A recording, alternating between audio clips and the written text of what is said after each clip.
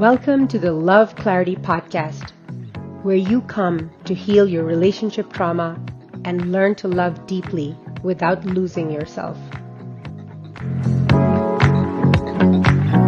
Hello, love, and welcome back to the Love Clarity Podcast, where we explore the truth about love, trauma, healing, and get to clarity so you can stop feeling scattered and all over the place and start feeling clear and free, connected and loved. I'm Sanya Bari, relationship trauma therapist, coach, and survivor of narcissistic abuse, relationship trauma. And today we're unpacking something that so many people feel, but they cannot quite name. Why am I still drawn to them? Why can't I stop thinking about someone who's hurt me? Why does this feel like love when it also hurts so bad? Let's talk about the addictive cycle of narcissistic relationships, narcissistic love, and how to break free from them. When Mina came to me, she had been out of the relationship for over a year, but emotionally she was hooked. He was charming, attentive, magnetic, and she said, he made me feel like the most important person in the world. I've never been loved like this before. Until he didn't. One day he'd show her affection. She'd be on top of the world. The next day he'd drop her on her head, so to speak, and he'd pull away without explanation. She never knew which version of him she was going to get. She walked on eggshells, trying to say the right thing, not be too much, not need too much, not do everything she possibly can to not piss him off. And even though she knew it wasn't healthy, she still craved him. Why do I still want to be with him? She asked. Why does this feel like love? What she didn't know yet was that her nervous system had been hijacked by trauma bonding cycles. I've lived this too. In my own relationship, there were intoxicating highs. I would feel seen, chosen, adored. People would be like, oh my God, this person is amazing. But then the lows, they were quite sharp and they were soul shrinking. The silent treatments, the punishments, the subtle criticisms that made me just want to be more and more perfect.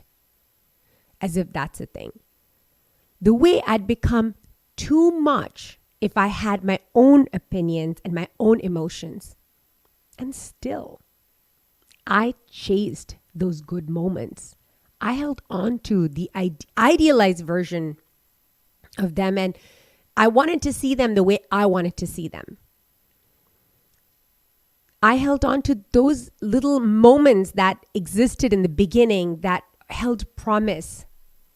I made excuses for their behavior. I believed if I could just be better, if I could speak like this, if I could be this, if I could look like this, if I could just learn this, if I could just do this or not do that, then maybe would come back to that magical start that I had experienced, that I had gotten addicted to. That wasn't love. It was addiction. Addiction to the highs, to the hope, to the fantasy. And once I understood the neurochemical loop I was stuck in, everything began to change. Here's the truth. Narcissistic relationships don't just hurt emotionally. They hook you onto them chemically. Here's how this happens. Love bombing floods you with dopamine and oxytocin. The devaluation that happens creates anxiety and emotional withdrawal. And the intermittent reinforcement, the occasional reward that'll be thrown your way, the little breadcrumb, causes your brain to cling harder and harder. Just like gambling, just like marketing. For example, you want to go get an Hermes Birkin. Most of the time, you can't even see that. They don't display it. You want to get it and you have the right amount of money to buy it. Well, too bad. You're not invited. You need to be invited to it. You need to make all of these purchases. Ferrari, you have the money to buy this high-end Ferrari. Well, you can't get it. You got to get the lower models and create this. So the idea is that when scarcity is produced, human nature that marketing works on is that you wanted more. And it's somewhat that's going on here, except this is a human and this is your loving and these are your emotions, not just a purchase. You will notice that in chemical addictions, the same things happen. A big high, the highest high that they want, a momentary satisfaction, and then that same feeling that you were trying to avoid by getting the high comes back. You feel so bad that the only way that you can cure it is to get back into the high cycle. And here we go in the loop, in the merry-go-round, in the hamster wheel. You start chasing the validation. You start craving the apology, waiting for the return of the good version of them. And when they show up, when they show you even a flicker of that version that you're hoping for, your brain lights up. It lights up not proportionally to what you have been given. It's been so expectant that it thinks that that little flicker of attention that you received was much, much bigger than it was. Your body feels relief and the cycle resets. This is why it's so hard to leave and even harder to stay gone. It's not weakness. It's a biological bond built through emotional unpredictability. And the sooner you start to have compassion for yourself, the sooner you start to see this as what it is, you're going to stop berating yourself. Because in order to get out of this cycle that's been fed by somebody else, you have to be able to feed yourself. In order for you to do that, you have to find yourself in a place where you're not feeling good about yourself, and then you have to bring loving there without anything changing. So what I wanted to do when I was trying to heal myself is that when I discovered everything and I really got it, and I got all of this, when I say I got it, like I really saw it, I could visually see what was happening to me. My idea on not having this in my life anymore was that I wanted to catch myself doing it at the top of the cycle, where I'm being lured in and I don't take the lure. I would have liked that. I wanted to be that acrobat in front of the judges who does this gorgeous performance and then lands like with grandiosity, their hands up in the air, ready to receive the accolade. I wanted to do that. I wanted to land on my feet and make this wonderful entrance. And what I'm going to tell you is that when you are properly stuck, when you are dealing with more than just psyche, when this has become chemical, the exit out of that loop is usually not in the beginning. And I'm just going to because I want you to actually succeed, I'm just not even going to use the word usually. I'm going to say it's not in the beginning. The exit out of this loop, the portal out, is in that moment when your hands are already bloodied with your own betrayal. You have already been caught once again with a cookie jar, your hand inside the cookie jar. You have already made, so to speak, what you would consider a mistake. You've already been creamed in the cycle. And you're sitting there noticing that here we go again. I did it again. Oh my God, I cannot believe this happened again to me. And you're feeling shame, blame, you're feeling down, you're feeling low. That is the point of entry. That is the portal out of the cycle. That is the way you come out. That is the place where you're going to have the most amount of capability, because it relies on no one but them. Because, they can always come back. And when they see you pulling away, I'm really like, I want you guys to hear this part.